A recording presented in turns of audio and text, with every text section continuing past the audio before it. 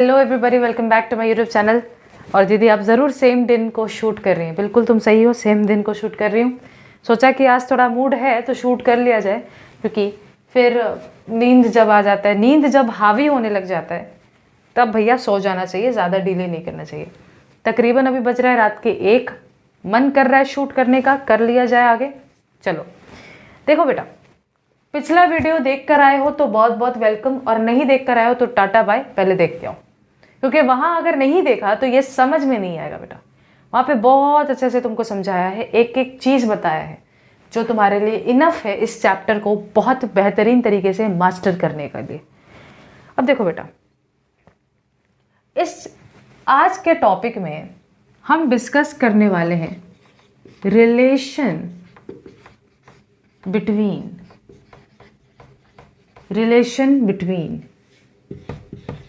तुम लोग भी अपना रफ कॉपी निकालो और लिखो इसको। क्रोमैटिन नेटवर्क,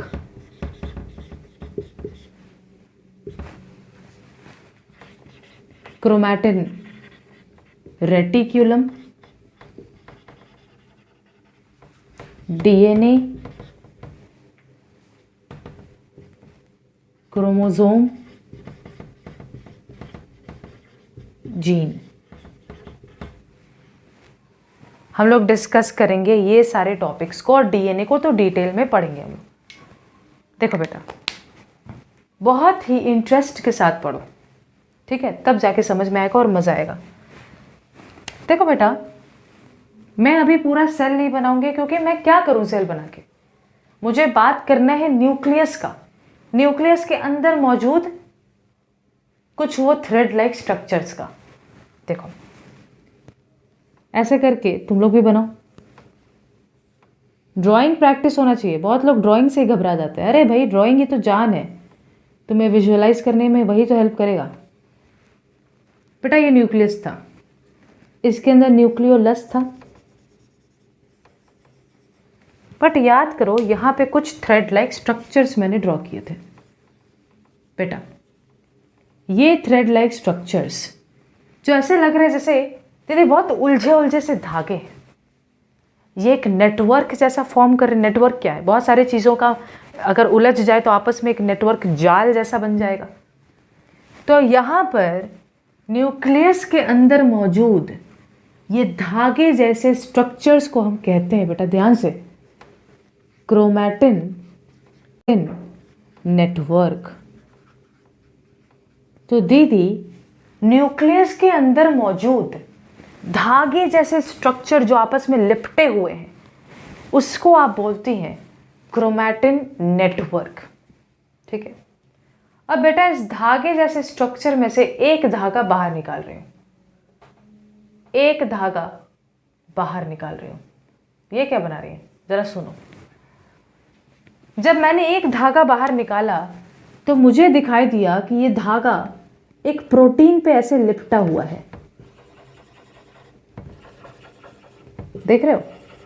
ये धागा एक प्रोटीन पे ऐसे लिपटा हुआ है।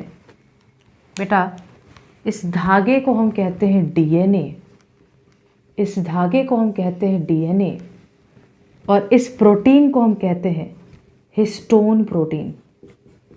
Histone protein. तो एक सवाल खड़ा करूं तुम्हारे सामने, डीएनए कौन से प्रोटीन के ऊपर लिपटा हुआ है? डीएनए का ये धागा कौन से प्रोटीन के ऊपर लिपटा हुआ है? हिस्टोन प्रोटीन के ऊपर। तो क्वेश्चन अगर एग्जाम में आता है, डीएनए बाइंड्स इटसेल्फ, बांध लेता है अपने आप को, कौन से प्रोटीन के ऊपर? हिस्टोन प्रोटीन के ऊपर। और बेटा डीएनए प्लस हिस्टोन प्रोटीन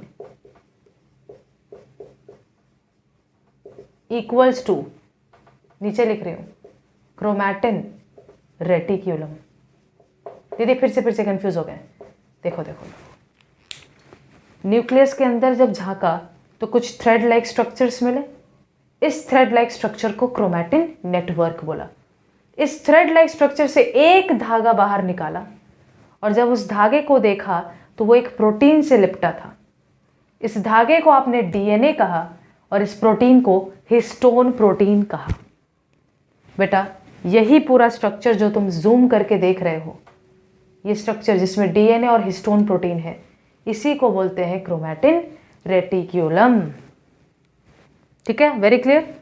अच्छा बेटा, ओहो, होता क्या बेटा, तुम लोग आगे जब पढ़ोगे एक प्रोसेस होता है सेल डिवीजन। उस प्रोसेस के दौरान ये डीएनए और ज़्यादा उलझ जाता है, जो हिस्टोन प्रोटीन के ऊपर लिपटा हुआ है ना, वो ऐसे करके और ज़्यादा उलझ जाता है।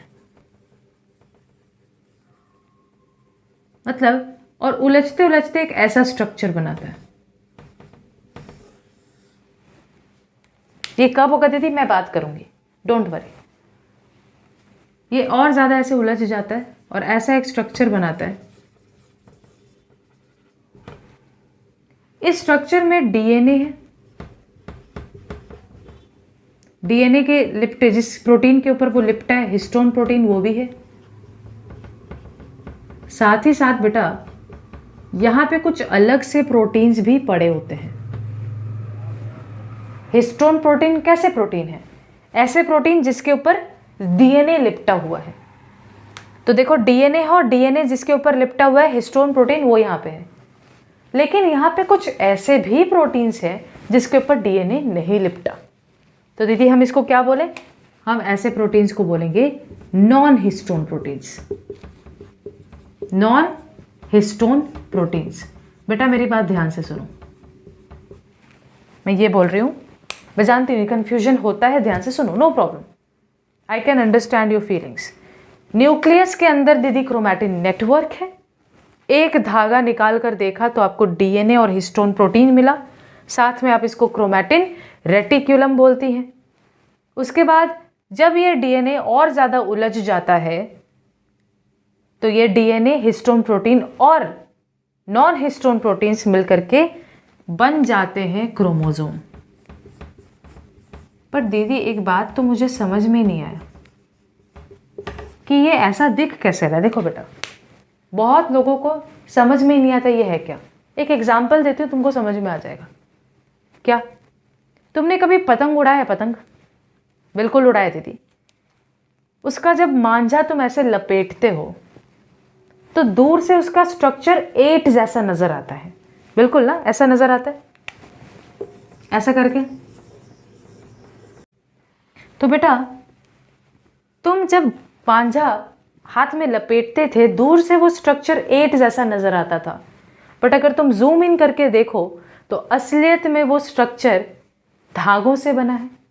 वैसे ही क्रोमोसोम ऐसा दिखाई देता है, लेकिन अंदर अगर जूम करके देखो तो सिर्फ और सिर्फ डीएनए, हिस्टोन प्रोटीन और नॉन हिस्टोन प्रोटीन के जुड़े हुए गुच्छे की तरह ये पड़ा हुआ है। जो लोग इमेजिन करना चाहते हैं साक्षात, बेटा आज इंटरनेट है, जाओ यूट्यूब पे सर्च करो क्रोमोसोम और how does a chromosome look like, and तुमको साफ तौर पे वीडियो मिल जाएगा। तुम देखोगे दीदी दिखने में ऐसा स्ट्रक्चर है, लेकिन अगर आप जूम करेंगे तो ये बस धागों से लिपटा हुआ एक स्ट्रक्चर है। जैसे दिखने में ये 8 दिखता है, लेकिन अंदर सिर्फ धागे ही हैं और कुछ भी नहीं। वैसे ही क्रोमोसोम भी डीएनए, हिस्टोन प्रोटीन और नॉन हिस्टोन प्रोटीन से मिला हुआ एक स्ट्रक्चर है। ठीक है बेटा, यहाँ पे कुछ एमसीक्यूज देखो। ये क्रोमोसोम नाम किसने दिया? The name chromosome was coined by home. किसने ये नाम क्रोमोसोम दिया? तो महान साइंटिस्ट का नाम है W. वॉल्डेयर। W. वॉल्डेयर। बेटा ये जो क्रोमोसोम है ना, इस शब्द पे गौर करो। द वर्ड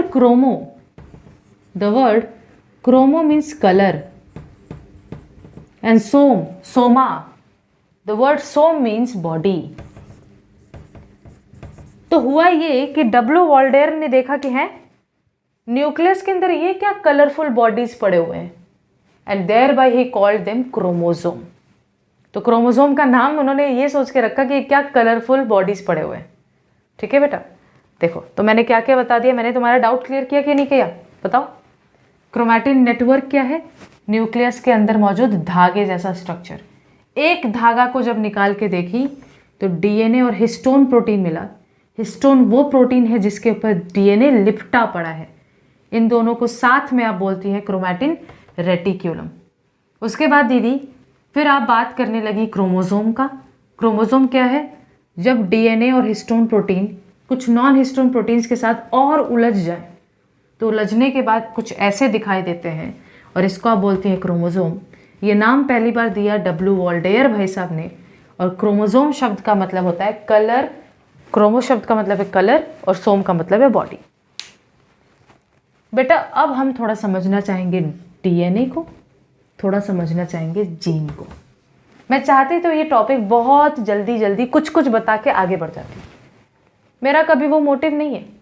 बहुत लोग मुझसे कह रहे दीदी वन शॉट वीडियो। अरे I mention in my previous video also, my motive is to give you full knowledge. आप वो पढ़ लो, फिर रिविजन के लिए आप वन शॉट वीडियो का एक्सपेक्टेशन कर सकते हो। बट एक वीडियो के अंदर मैं वैसी टीचर नहीं हूँ कि आकर के आपको बस एक वीडियो के अंदर सारा नॉलेज बता दूँ और कुछ कुछ नॉलेज खुद के पेट में रख दूँ और आपको कुछ कुछ बता दूँ जिससे आपको कुछ समझ में आएगा भी या नहीं, कुछ गारंटी नहीं है। आपको पूरा समझ में आना चाहिए। There is nothing that we humans can not understand, everything can be understood. आपको बस एक पर्टिकुलर टीचर चाहिए समझाने वाला, ठीक है? तो समझते हैं दीदी डीएनए क्या है और फिर आप जीन तो बताएंगी। चलो आ जाओ। ओके बेटा, अब ध्यान से जो समझना है टॉपिक वो बहुत इंटरेस्टिंग है। डीएनए क्या होता है तो समझते हैं। देखो डीएनए, पहली बात तो तुम समझे कहाँ से? दीदी डीएनए का कॉन्सेप्ट हम समझें क्रोमैटिन रेटिक्यूलम से। पहली बार डीएनए कहाँ तुमने देखा? दीदी ऐसा पढ़ा था, पहली बार डीएनए तुमने क्रोमैटिन रेटिक्यूलम में देखा था ना? ऐसा था। कौन से प्रोटीन के ऊपर बाउंड किया हुआ था, अपने आप को लिपटा हुआ था? अच्छा, प्रोटीन है हिस्टोन प्रोटीन। मैं एक सवाल पूछूं, तुमने कभी समझा है इस चीज को कि डीएनए को क्या जरूरत पड़ा यूं लिपटे हुए होने का? भाई सीधा सीधा भी तो पड़ा हो सकता था ना, न्यूक्लियस होता उसमें सीधा यूं डीएनए पड़ा होता, ऐसे लिपटने का क्या जरूरत था? बेटा ध्यान से समझना है इस चीज को। तुम्हारे एक सेल में, उसके एक न्यूक्लियस में जो डीएनए प्रेजेंट होता है उसका लेंथ 2 मीटर के बराबर होता है। ध्यान से सुनो, ये एवरेज फिगर बता रही हूं। तुम्हारे ह्यूमन बॉडी के एक सेल में, एक न्यूक्लियस में 2 मीटर लंबा डीएनए पड़ा है। दीदी सेल तो बहुत छोटा है, उसमें 2 मीटर लंबा डीएनए कैसे एडजस्ट होगा? बिल्कुल सही है दीदी, उस डीएनए को फोल्ड कर दीजिए, उलझा दीजिए, तब उलझा के आप उस चीज में घुसा दीजिएगा, एडजस्ट हो जाएगा। समझ पा रहे हो ब्यूटी को? तो डीएनए इतना बड़ा है कि उसको सिंपल तौर पे रखना मुश्किल है, इसलिए भगवान ने डीएनए को प्रोटीन के ऊपर लिपटा के उलझा के रख दिया, उस पैक कर दिया, बस लो पैक हो गया। 2 मीटर लंबा डीएनए उतने छोटे से न्यूक्लियस में पैक हो गया। तुमको पता है, एक फैक्ट बताऊं, चौंक जाओगे अभी और इंटरेस्ट बढ़ जाएगा। तुम्हारे बॉडी में बिलियंस ऑफ सेल्स हैं। तुम्हारा बॉडी बिलियंस ऑफ सेल से बना है, बहुत सारे सेल से बना है, करोड़ों अरबों, और हर एक सेल में मौजूद डीएनए का साइज 2 मीटर होता है। तुमको पता है, हर एक सेल के डीएनए को निकाल कर एंड टू एंड अगर तुम जोड़ोगे ना, मान लो ये एक सेल का डीएनए था, ये दूसरा सेल का, एंड टू एंड जोड़ोगे ना, तुम अपना सोलर सिस्टम का लेंथ कवर कर दोगे। कर लो, जाओ कैलकुलेटर में जाओ और 2 मीटर इंटू 1 ट्रिलियन कर लेना। पहले बात तो ये सर्च कर लो 1 ट्रिलियन कितना होता है, क्योंकि 1 ट्रिलियन सेल्स है तुम्हारे पास। तो दीदी हर एक सेल में 2 मीटर है लेंथ डीएनए का, तो 2 मीटर इंटू 1 ट्रिलियन, देखो कितना बड़ा वैल्यू आता है। तो लिटरली तुम्हारे बॉडी के अंदर डीएनए इतना लंबा है कि अगर हम स्ट्रेच करके एंड टू एंड जोड़े तो तुम अपने सोलर सिस्टम के भी लंबाई को पार कर जाओगे। Isn't it beautiful? Yes दीदी, it is. I know. चलो बेकार की बातें नहीं थी, इंटरेस्ट जगाने के लिए मेरे को कुछ कुछ कहना पड़ता है। बहुत लोगों को ये टॉपिक बोरिंग लगता है, मुझे समझ में नहीं आता भाई क्यों। देखो अब इस थोड़े से मैं चाहती हूँ क्रोमैटिन रेटिकुलम को भूल के डीएनए के इस छोटे से टुकड़े पे फोकस किया जाए। ये देखो, जब तुमने बेटा डीएनए के इस छोटे से टुकड़े को जूम किया, तुम चौंक गए, क्योंकि बाहर से तो ये एक धागा नजर आ रहा था, एक थ्रेड नजर आ रहा था, असलियत में ये दो दो थ्रेड्स हैं। तो दीदी मतलब ये हुआ बेटा कि तुमने दूर से देखा ये डीएनए एक थ्रेड नजर आया, लेकिन जब तुम जूम किए तो तुमको डीएनए दो थ्रेड्स नजर आए। तो क्या मैं बोल दूं कि डीएनए डबल स्ट्रैंडेड है? दीदी स्ट्रैंडेड का मतलब स्ट्रैंड्स का मतलब होता है दो चेन्स। डीएनए के पास देखो, ये एक चेन, ये दो चेन। डीएनए दो थ्रेड से मिलकर बना है, एक थ्रेड नहीं है। अच्छा दीदी आप तब से डीएनए कर रही हैं, इसका फुल फॉर्म तो बताइए। Deoxyribo nucleic acid.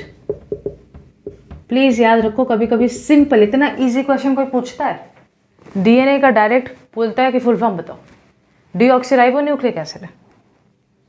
अब देखो दीदी, आपने जब डीएनए को देखा ना, बाहर से एक थ्रेड, एक धागा नजर आ रहा था, जब आपने जूम किया तो अंदर दो धागा था, डबल स्ट्रैंडेड।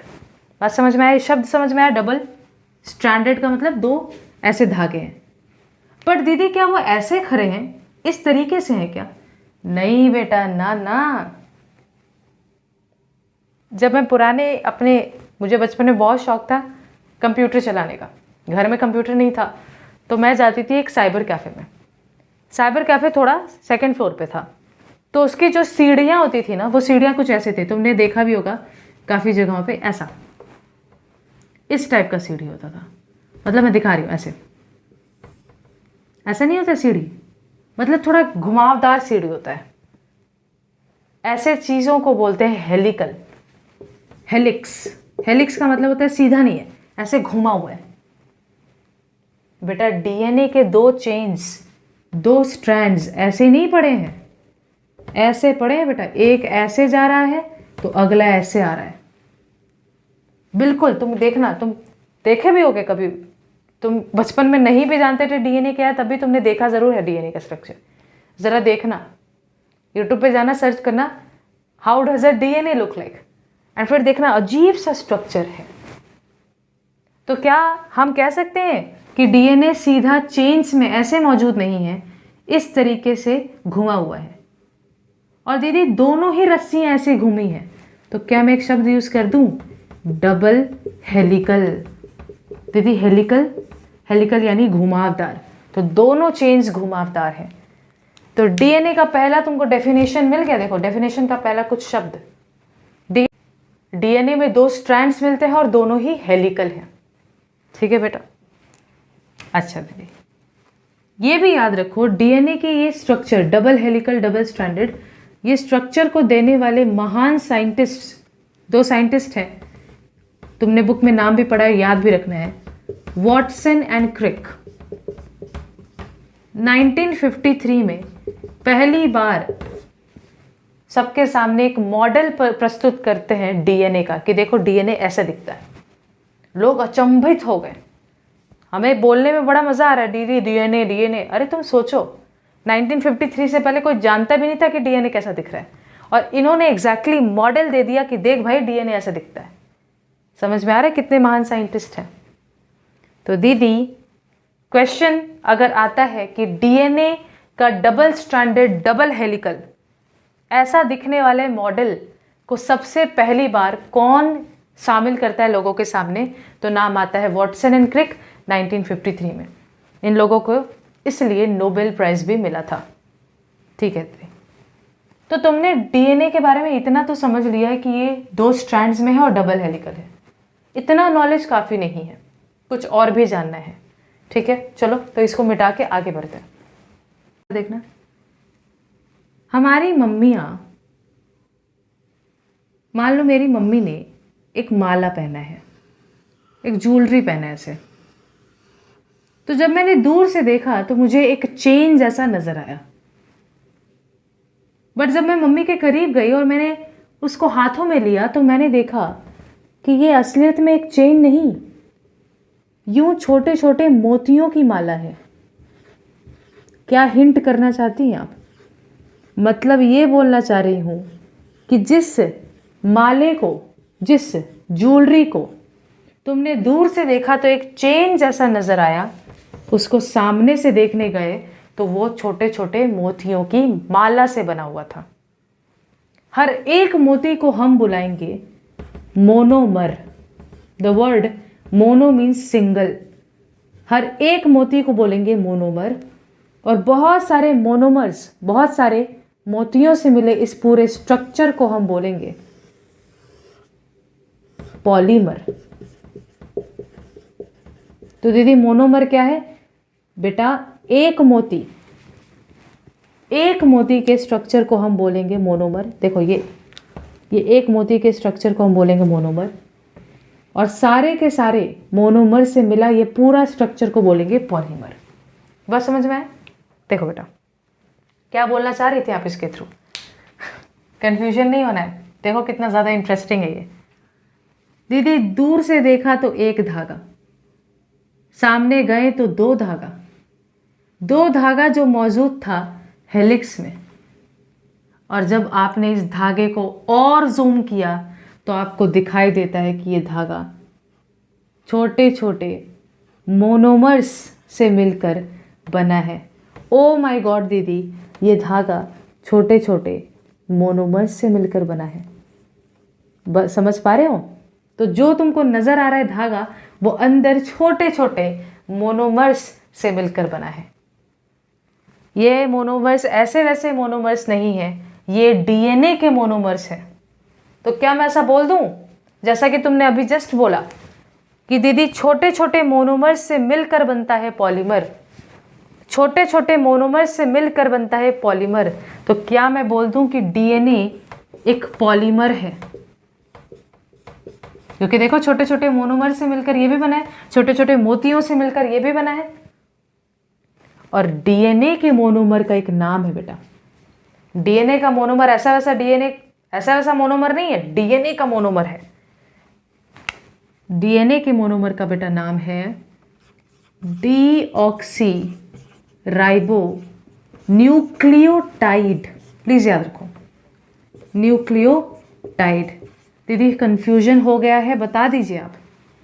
देखो बेटा ये एग्जाम्पल बहुत अच्छा था। दूर से मैंने मम्मी के चेन को देखा तो एक सिंगल चेन दिखाई दे रहा था। जूम इन करके देखा तो मैंने देखा कि ये काफ़ी सारे मोतियों के टुकड़ों से मिलकर बना है।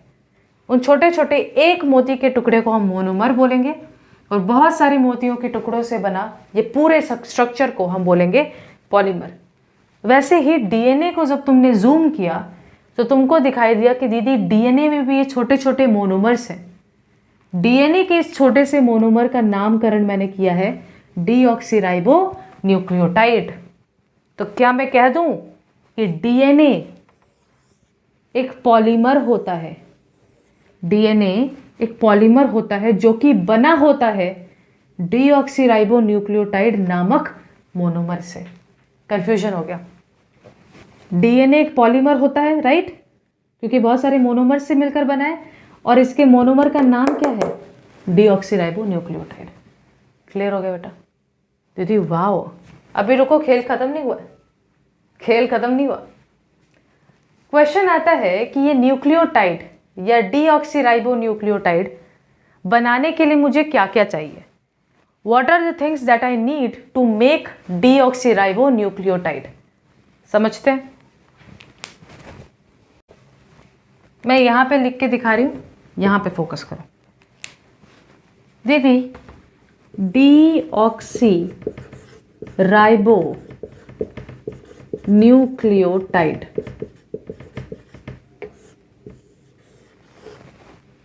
इसको बनाने के लिए कितने चीजें चाहिए? 3 चीजें चाहिए। 3 चीजें। यानी इस मोनोमर को बनाने के लिए 3 चीजें चाहिए। क्या क्या चीजें दीदी? तुम्हें चाहिए एक स्पेशल टाइप का sugar known as pentose sugar. याद करना होगा, नहीं करना होता तो मैं बताती क्या। Pentose sugar. फिर बेटा ध्यान से देखो, तुम्हें चाहिए होगा नाइट्रोजन बेस। तुम्हें चाहिए होगा नाइट्रोजन बेस एंड तुम्हें चाहिए होगा फॉस्फेट ग्रुप। Phosphate group. तो दीदी डीऑक्सीराइबो न्यूक्लियोटाइड 3 चीजों से मिलकर बना है, pentose sugar, nitrogen base, phosphate group. खेल खत्म दीदी, और कुछ तो नहीं है? रुको। नाइट्रोजन बेस बना है 2 चीजों से, प्यूरीन और पायरीमिडिन। पायरीमिडिन, प्यूरीन और पायरीमिडिन। ठीक है दीदी, ये प्यूरीन भी बना है 2 चीजों से। हाय राम दीदी, ये क्या चल रहा है? ये प्यूरीन भी बना है 2 चीजों से, एडिनाइन, गुआनीन,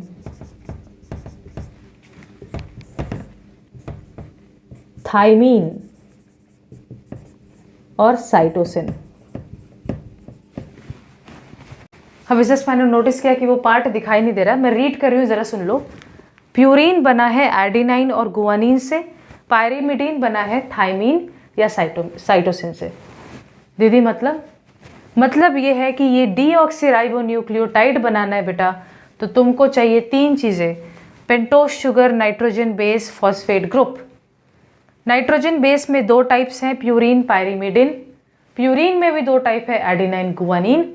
पायरीमिडीन में भी 2 टाइप्स हैं, थाइमीन एंड साइटोसिन। ठीक है दीदी, एक बात सुनना ध्यान से, देखो अगर तुम फॉस्फेट ग्रुप को हटा दो, यानी सिर्फ और सिर्फ पेंटोज शुगर ले लो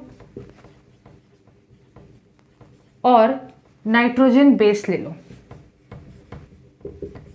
फॉस्फेट ग्रुप मत लो अगर, तब तुम्हारा न्यूक्लियोटाइड नहीं बनेगा, तब जो बनेगा वो है न्यूक्लियोसाइड।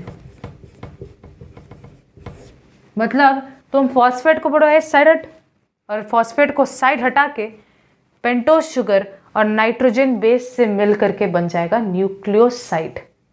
ठीक है, तो एक बार मैं रिपीट कर दूं, देखो जरा दीदी, न्यूक्लियोटाइड बनाना है तो 3 चीजें चाहिए, पेंटोज शुगर, नाइट्रोजन बेस और फॉस्फेट ग्रुप। लेकिन अगर न्यूक्लियोसाइड बनाना है तो पेंटोज शुगर और नाइट्रोजन बेस से काम चल जाएगा। थोड़ा 5 मिनट और सब्र रखो, एक बात बताना है।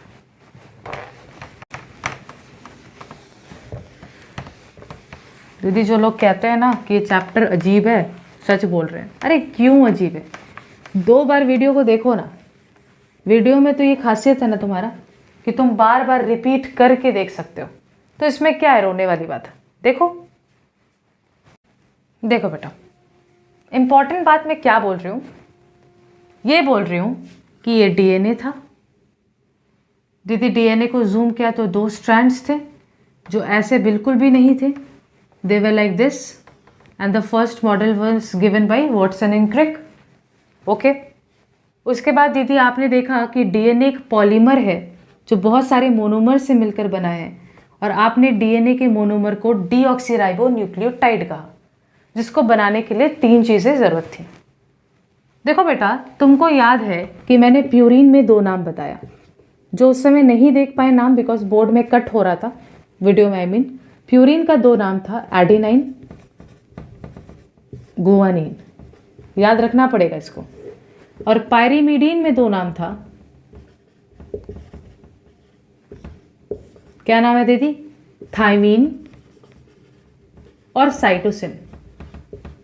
बेटा एडिनाइन को मैं ए लिखूंगी, गुआनीन को जी लिखूंगी, थाइमीन को टी लिखूंगी और साइटोसिन को सी लिखूंगी। एडिनाइन जो कि प्यूरीन वाला नाइट्रोजन बेस है, वो हमेशा थाइमीन के साथ बॉन्ड बनाएगा। एडिनाइन थाइमीन के साथ बॉन्ड बनाएगा, कौन सा बॉन्ड बनाएगा बेटा? देखो क्वेश्चन आता है, double hydrogen bond, double hydrogen bond बनाएगा। और गुआनिन साइटोसिन के साथ, गुआनिन साइटोसिन के साथ बॉन्ड बनाएगा, लेकिन कौन सा? Triple hydrogen bond. देखो बेटा, क्वेश्चन अगर एग्जाम में आया कि प्यूरीन और पायरिमिडीन आपस में कौन से बॉन्ड से जुड़े होते हैं, तब तो ये तो क्रिस्टल क्लियर है दीदी, जुड़े तो होते हैं हाइड्रोजन बॉन्ड से, ठीक है। लेकिन अगर क्वेश्चन आ जाए कि एडेनाइन और थाइमीन कौन से हाइड्रोजन बॉन्ड से जुड़े हैं, डबल हाइड्रोजन बॉन्ड, तो प्यूरीन और पायरिमिडीन आपस में जुड़े तो हाइड्रोजन बॉन्ड से ही है, नो डाउट। बट सवाल अगर एग्जाम में आ जाता है कि एडेनाइन और थाइमीन स्पेसिफिकली कौन से हाइड्रोजन बॉन्ड के साथ जुड़े हैं, तो डबल हाइड्रोजन बॉन्ड के साथ। और गुआनिन और साइटोसिन ट्रिपल हाइड्रोजन बॉन्ड के साथ जुड़े हैं, और वो कुछ ऐसे नजर आएंगे। देखो ध्यान से, ये एक डीएनए है, मैं बना रही हूँ सपोज, तो यहाँ है एडेनाइन, यहाँ है थाइमीन, आपस में कनेक्टेड है। फिर यहाँ आ जाओ, गुआनिन साइटोसिन आपस में कनेक्टेड है। यहाँ है थाइमीन एडेनाइन। देखो एडेनाइन का कनेक्शन थाइमीन के साथ ही होगा, इससे मैटर नहीं करता कि एडेनाइन कहाँ पे है, कौन से स्ट्रैंड में है। एडेनाइन का कनेक्शन थाइमीन के साथ ही है और गुआनिन का कनेक्शन साइटोसिन के साथ ही है, ये याद रखना। और आपस में कनेक्शन कौन से बॉन्ड से है दीदी? हाइड्रोजन बॉन्ड से आपस में कनेक्शन। ये क्लियर रहेगा तुम लोगों को? बिल्कुल दीदी। अब बेटा ध्यान से सुनो, देखो ऐसे तो बहुत सारे सीक्वेंस होंगे ना, ऐसे बहुत सारे सीक्वेंस, मतलब एडेनाइन थाइमीन ऐसे करके कितने सारे ऐसे होंगे। मान लो डीएनए का ये स्पेसिफिक हिस्सा, डीएनए का ये स्पेसिफिक हिस्सा रिस्पॉन्सिबल है किसके लिए? तुम्हारे हेयर कलर के लिए। डीएनए ही बेटा जो है ना वो इंफॉर्मेशन स्टोर करता है। याद है मैंने सबसे पहले सवाल एक पूछा था कि ह्यूमन का बच्चा ह्यूमन ही क्यों होता है, तो वो इंफॉर्मेशन कहाँ स्टोर्ड है? तुम्हारे फ़ोन में सारे इंफॉर्मेशन तुमने मेमोरी कार्ड या फ़ोन के स्टोरेज में डाल दिया है। उसी प्रकार डीएनए में ही सारा का सारा बॉडी का इंफॉर्मेशन स्टोर्ड होता है, करोड़ों जीबीज का इंफॉर्मेशन यहाँ स्टोर्ड है। तो तुम्हारा हेयर कलर कैसा होना है ये इंफॉर्मेशन भी डीएनए में ही स्टोर्ड होता है।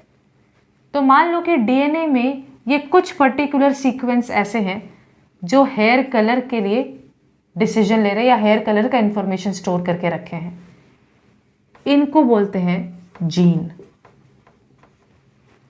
ऐसे ही डीएनए में कुछ पर्टिकुलर सीक्वेंस ऐसा होगा जो तुम्हारे स्किन कलर के लिए इंफॉर्मेशन स्टोर्ड रखेगा, उसको भी बोलेंगे जीन। लेकिन जीन अलग अलग टाइप के होते हैं, यहाँ हेयर कलर का जीन है, यहाँ स्किन कलर का जीन है, मान लो यहाँ पे हाइट का जीन होगा। तो जीन कुछ भी नहीं है, डीएनए के कुछ पर्टिकुलर सीक्वेंस को ही हम जीन कहते हैं। डीएनए में कुछ एडेनाइन थाइमीन ऐसे करके कुछ पर्टिकुलर सीक्वेंस को ही हम जीन कहते हैं, जो कोई एक पर्टिकुलर कैरेक्टरिस्टिक डिसाइड करेंगे। तुम्हारा हेयर कलर डिसाइड करेंगे, तुम्हारा टॉलनेस या शॉर्टनेस, तुम्हारा हाइट डिसाइड करेंगे। समझ में आ रहा है? तो डीएनए बेटा वो चीज़ है, ध्यान से सुनना, डीएनए वो कहीं ना कहीं चीज़ है जो तुम्हारे लाइफ से जुड़े हुए इंफॉर्मेशन को स्टोर करके रखता है, जिंदगी से जुड़े इंफॉर्मेशन को स्टोर करके रखता है। इसीलिए मेरे एग्जाम में, मेरे माध्यमिक में ये क्वेश्चन आया था, माध्यमिक में आया था और मुझे याद भी है क्योंकि मैंने इसके बहुत ध्यान देकर इस शब्द पे गौर भी किया था। और जिसको तुम पढ़ो अगर वही आ जाए, खुशी तो कुछ और ही होता है, इसलिए याद भी है। डीएनए बेटा डीऑक्सीराइबोन्यूक्लिक एसिड, ये बेटा होता है एक बायो मॉलिक्यूल। देखो बायो तुम्हारा सब्जेक्ट भी है बायोलॉजी, तो बायो शब्द का मतलब लाइफ से होता है। डीएनए एक ऐसा चीज है जो तुम्हारे लाइफ, तुम्हारे जिंदगी को अफेक्ट करता है।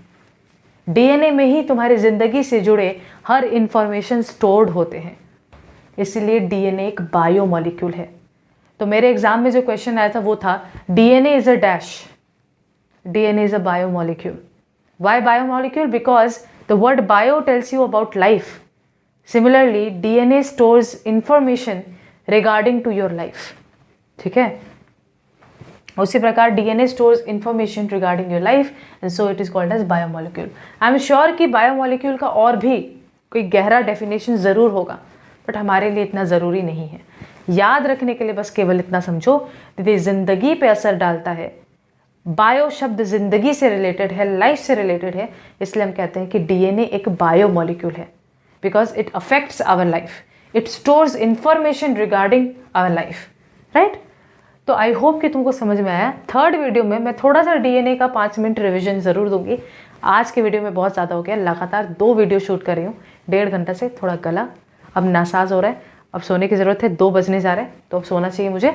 ठीक है, तो मिलते हैं अगले वीडियो में, जहाँ पर मैं 5 मिनट थोड़ा सा डीएनए को रिवाइज करवा के आगे के टॉपिक में मूव ऑन करूँगी. Till then take care, stay safe and thank you so much for watching. अगर समझ में आ गया तो कमेंट में लिखो दीदी डन, थैंक यू, या थैंक यू नहीं भी लिखना, that is totally up to you, but लिख देना दीदी समझ में आ गया. मुझे खुशी मिलता है कि अगर कोई इंसान के क्रिस्टल क्लियर हो गया हो तो मुझे खुशी मिलता है. ठीक है, मिलते हैं अगले वीडियो में, बाय.